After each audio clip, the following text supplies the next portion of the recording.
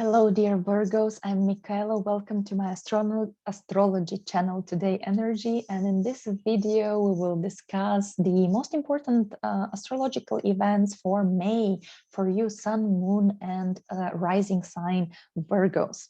So we start the month on a very positive note. On the 1st, there is the conjunction of Venus and Jupiter, 27 degree of Pisces. For you, that's your 7th house of relationships, especially strongly.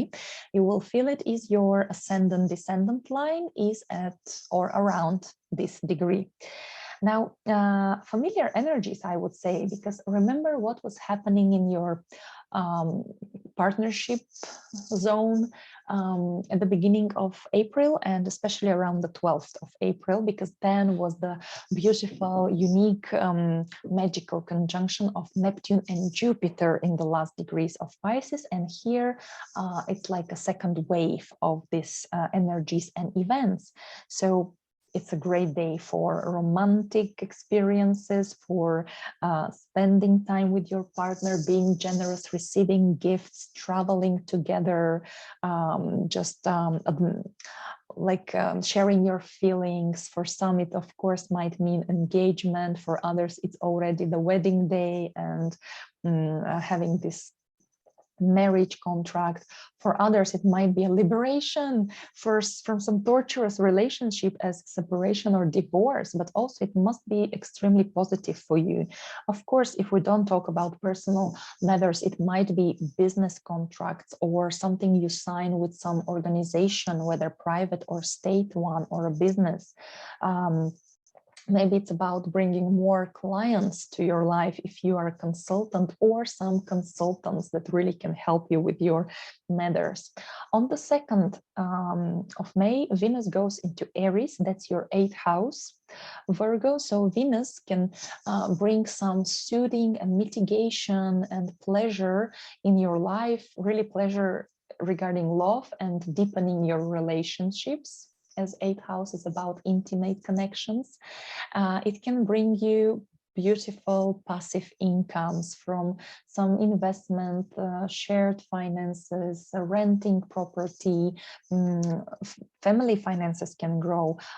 Your spouse can suddenly earn more money. You might receive even inheritance, for example. Venus in 8th house really will try to help you out with if you're passing through some critical moment, harsh times, especially psychologically, internally, emotionally. So Venus might be wonderful therapist, psychologist coming to your life, or astrologer who will help you deal with these matters and healing your inner self emotionally and psychologically. For some, Venus, and especially after the 11th, Jupiter also enters Aries, so also joining your 8th house. So that might be even pregnancy and expanding your family. Jupiter in 11th house certainly will help you with your passive incomes, just receiving some presents, maybe getting pardoned for some loans and taxes, for example. On the 10th, your ruler Mercury stations to go retrograde, and then it goes retrograde until the 3rd of June, when again it stations to go direct. That's important. Mercury rules you. So these 2 days, 10th of May and 3rd of June, it's not very recommendable to do any important personal acts, like, starting something, initiating something, especially if we talk about career and education, as well as travel, negotiation with someone older, your parents or authorities, or your bosses, the employers.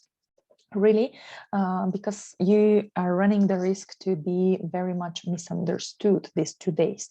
But while Mercury goes retrograde initially, the first couple of weeks, well, the first 2 weeks, it's going to cross your 10th house. So it is about re-evaluating, reassessing your career achievements and ambitions and aspirations. What do you want? What do you deserve? How can you achieve it? Is it the proper place where you work now, or do you want to move somewhere else? It's not the best time to initiate the move, but maybe you're researching the market, you're talking to headhunters. Yeah, you establish for yourself what kind of salary you want. Overall, maybe you're rethinking what you want to change in your life, what you want to achieve in life, the way that you can be proud of yourself, the way that it can be as a legacy for future generations. Yeah, because 10th house is like our mission in life. It's a very important area, and it's the most visible one. Then Mercury goes a little bit back into your 9th house. So you might reevaluate your world views, your life views, your moral principles. Like, what do you believe in, your faith, as well as your teachers. Like, do you still follow the people that give you kind of food for thoughts and help your progress, or it's enough, you grew enough, so it's time to leave the flock and maybe become an expert and a teacher yourself? For some, 9th house could be just going back to university, 2nd degree, going again to do an exam, and this time doing it correct nicely and getting your degree and diploma certificate. It might be traveling to some places you have been already, 9th house. And also it might be reinitiating or gathering documents for some law court. Then on the 13th, we have the Sun conjunct the North lunar node, Rahu, at 22 degrees of Taurus. That's your 9th house. So here we have a big emphasis on something new to explore, expand incredibly your horizons. Maybe it's going to be through a book you read, through a video you watch, something that will inspire you. Maybe it's you, the one who starts inspiring others by teaching, by providing your knowledge. You suddenly become recognized, 9th house. You become a star overnight, maybe, because Rahu is insatiable. Rahu expands everything. Rahu shows us about our audience. Maybe it's going to be some young people. Maybe you are joining really a university and suddenly you are with some younger people. That is very beneficial and important for you. On the 16th, we have a full lunar eclipse at 25th degree of Mars. And here is with Ketu, the south lunar node, that talks about the past, releasing and letting go. The same as the lunar eclipse, it's like a massive, very powerful full moon. So it's a culmination moment.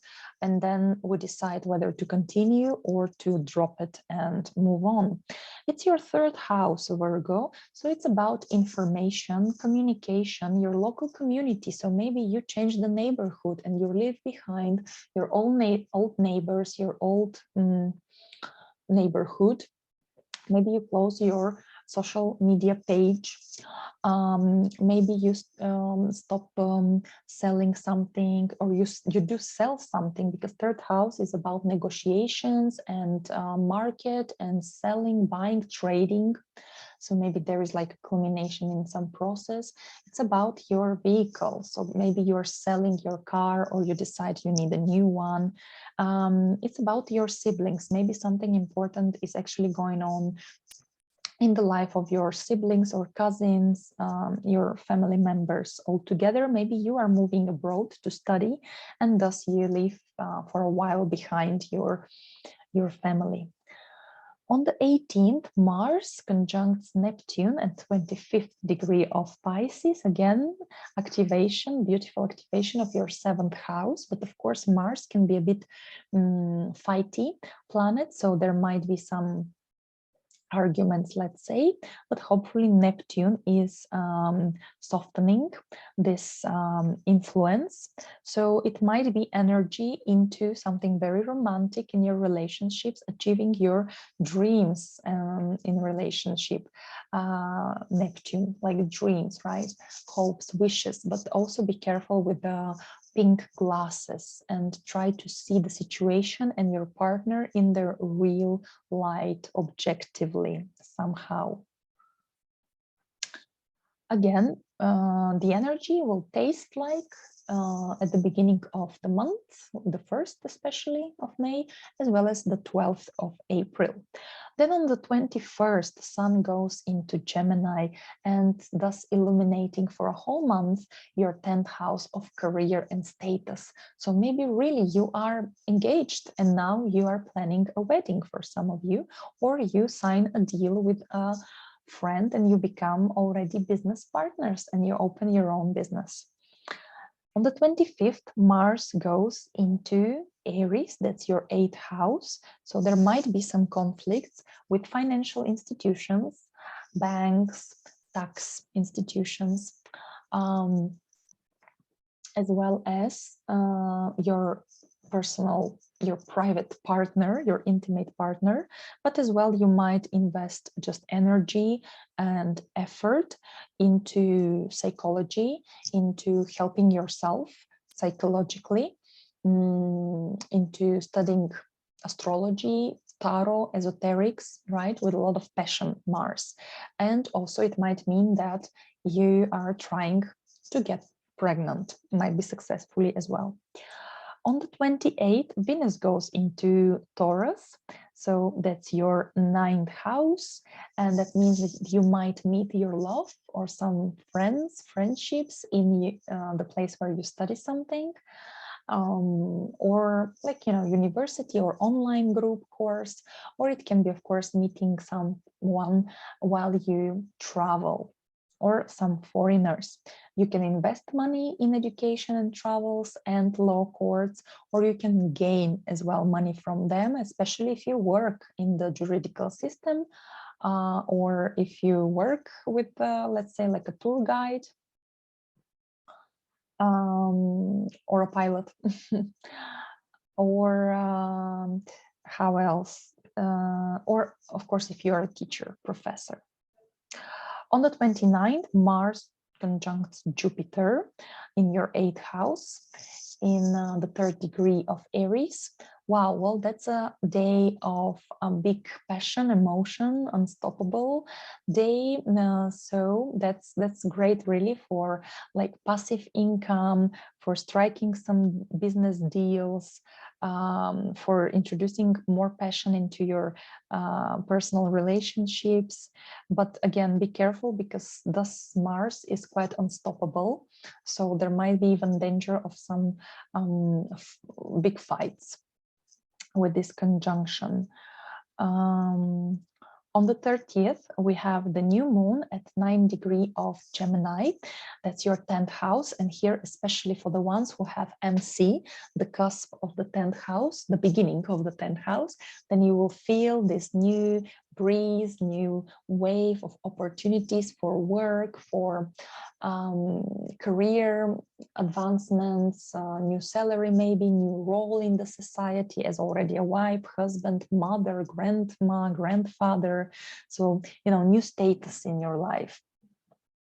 As well, this new moon is important because it's 2 weeks after the second and last spring eclipse, thus closing, in a sense, this 1 month and a half of very turbulent energy, especially important for the fixed signs, of course, Scorpio and Taurus, on which axes are going on the eclipses now, but also Leo and Aquarius. So depends, Virgo, if you have some important angles or planets in those signs, you might also come out as a fresh new person after this eclipse season. And it was a month and a half of possible changes, pivotal moments, events, emotions, and finally 2 weeks later already the energy settles down and life goes back into its kind of normal state and course, so we can breathe out calmly already. Dear Virgo, thank you very much for watching, liking, sharing my videos, for subscribing to my channel. It really helps me grow. I wish you a really wonderful and important month of May that can possibly very positively change your life. See you soon. Bye.